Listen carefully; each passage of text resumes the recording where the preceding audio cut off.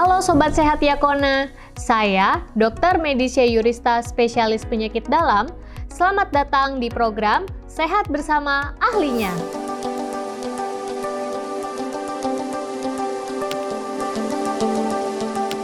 Halo Sobat Sehat Yakona, pada video kali ini saya akan membahas mengenai diabetes.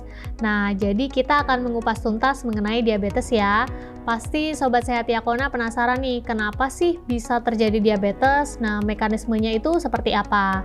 Jadi, pertama-tama nih ya, bermula dari lifestyle yang kurang baik ya, tidak sehat ya. Cenderung makan makanan junk food, makanan yang manis, minuman yang manis ya. Nah, itu dari faktor makanannya. Kemudian dari faktor olahraga ya, kurangnya aktivitas, kurang olahraga ya. Ada juga stres ya, dan juga masalah tidur ya, kurang tidur. Itu semua faktor-faktor yang mengakibatkan gula darahnya meningkat gitu. Nah, selain dari unhealthy lifestyle itu juga ada pengaruhnya dari kerentanan dari genetik atau keturunan, sehingga lama-lama kombinasi ya dari perilaku hidup yang kurang baik, kurang sehat, lama-lama gula darah di dalam tubuh itu tinggi ya, karena kita minum gula terus gitu kan ibaratnya gitu. Nah, gula darah yang tinggi ini mengakibatkan lama-lama tubuh menjadi gemuk, obesitas ya, peningkatan lemak dari perut ya, terutama lemak visceral ya, lemak visceral atau lemak perut ini ya. Nah, sehingga ya terjadilah yang namanya resistensi insulin. Jadi gini Sobat Sehat Yakona ya, saya bicara yang lebih simpel ya. Ada nih yang namanya di dalam tubuh itu organ yang namanya pankreas. Nah, pankreas ini dia mensekresi hormon insulin gitu.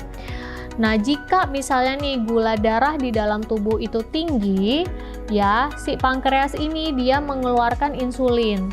Insulin ini mengatur gula darah di dalam tubuh supaya gula darahnya kembali normal.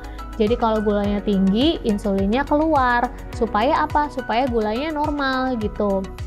Nah, tapi jika hiperglikemia atau gula darah yang tinggi di dalam tubuh ini terjadi terus-menerus, ya akhirnya si sel beta pankreas itu mensekresi hormon insulin terus-menerus. Lama-lama dia capek ya, karena terus ya dipaksa bekerja terus-menerus ya.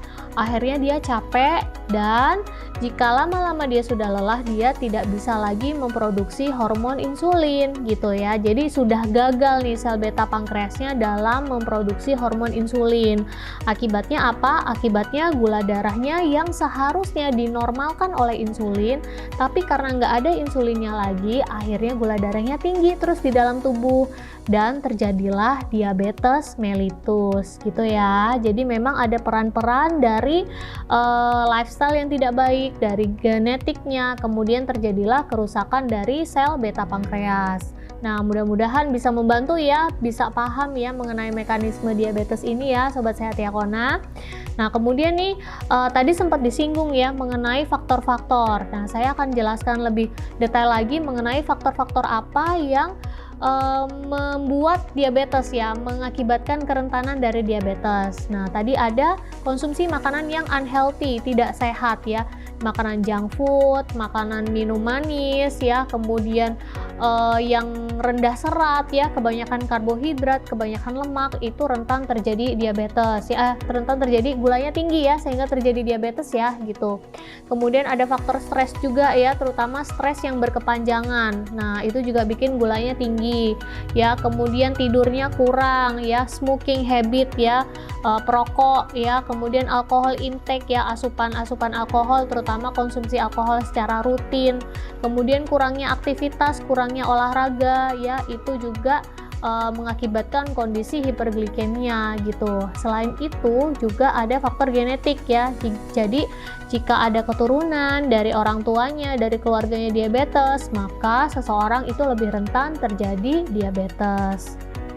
Demikian Sobat Sehat Yakona, sampai jumpa di program Sehat Bersama Ahlinya.